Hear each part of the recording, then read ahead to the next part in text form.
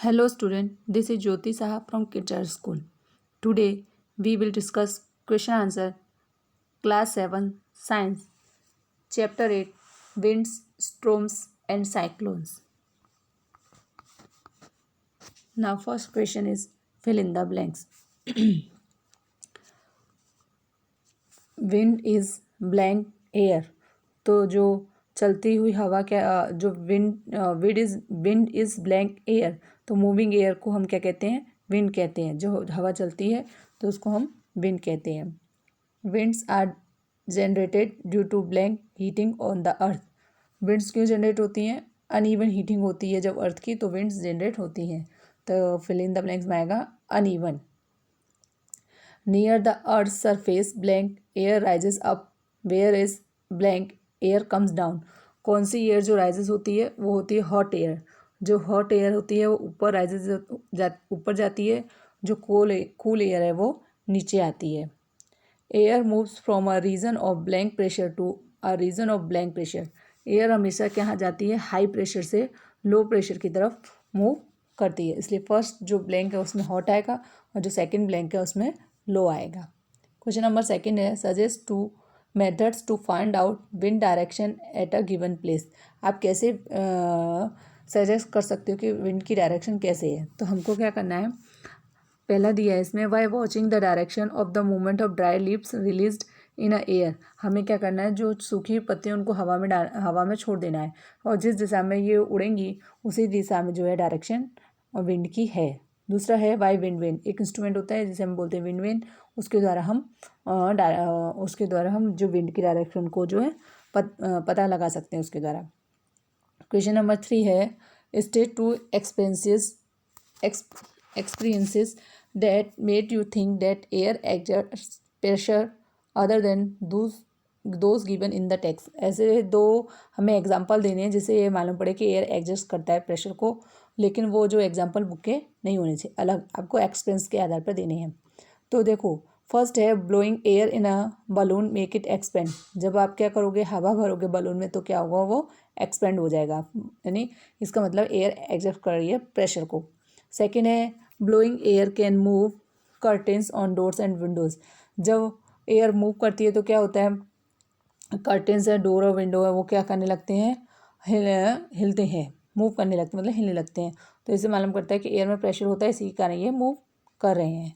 Question number 4 है you want to buy a house, would you like to buy a house having windows but no ventilators, explain your answer. क्या आप ऐसा घर खरीदना पसंद करेंगे जिसमें केवल विंडो हो, वेंटिलेटर ना हो?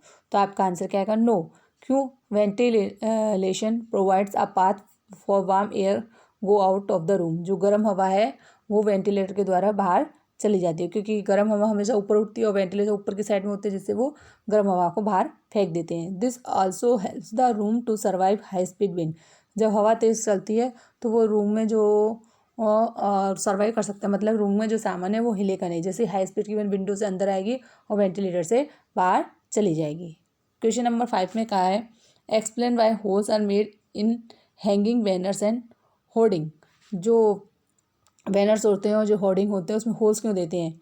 क्योंकि इसका आंसर है blowing air passes through the holes and thus the banner withstand less pressure. क्या होता है, जैसे जो होल से जो हवा पास हो जाती है तो बैनर पर जो लो प्रेशर लगता है, जिससे कि वो फटता नहीं है बल्कि खड़ा रहता है, वहीं के वहीं टिका रहता है।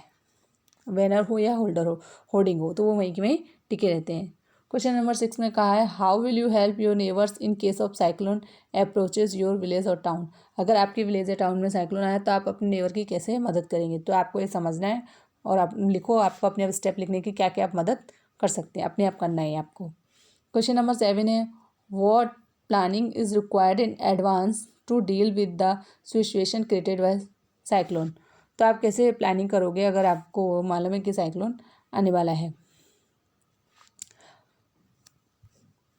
देखो क्या है, setting up cyclone warning system. पहले तो हमें वार्निंग सिस्टम सेट करेंगे। सेटिंग अप साइक्लोन सेंटर, अगर जहाँ साइक्लोन आ रहा है वहाँ उनके उस एरिया के लोगों के लिए साइक्लोन सेंटर बनाएंगे। Setting up food and waste water storage, water का फूड का स्टोर करेंगे। Setting up first aid facility, यानी फर्स्ट एड फैसिलिटी को भी हम सेट करेंगे। ठीक है, अब क्वेश्चन नंबर 8 है, which one of the following place is unlikely to be affected by a cyclone. कौन सा ऐसा एरिया है जो साइक्लोन से इफेक्टेड नहीं होगा? चेन्नई है, बेंगलुरु है, अमृतसर है या पुरी है। अब मैं इन चारों ऑप्शन में से 3 ऑप्शन क्या हैं, कोस्टल एरियाज़ के हैं। इसमें एक ऑप्शन जो है वो कोस्टल एरिया का नहीं है, वो है अमृतसर। इसलिए जो है अमृतसर जो है इफेक्टेड नहीं होगा साइक्लोन के द्वारा। क्वेश्चन नंबर 9 में कहा है, which of the statement given below is correct. इसमें 4 स्टेटमेंट दिए हैं, उसमें से कौन सा करेक्ट है? इसमें फर्स्ट जो करेक्ट आंसर है मैं यही बता रही हूँ आपको। In the winter the wind flow from the land to the ocean. जो विंड जो होती है विंटर में हमेशा लैंड से ओशन की तरफ मूव करती है। बाकी जो 3 ऑप्शन है वो रॉन्ग दिए हैं। ओके स्टूडेंट, यहाँ पे इस चैप्टर का जो एक्सरसाइज एक्सप्लेनेशन है वो फिनिश होता है। Thank you, bye.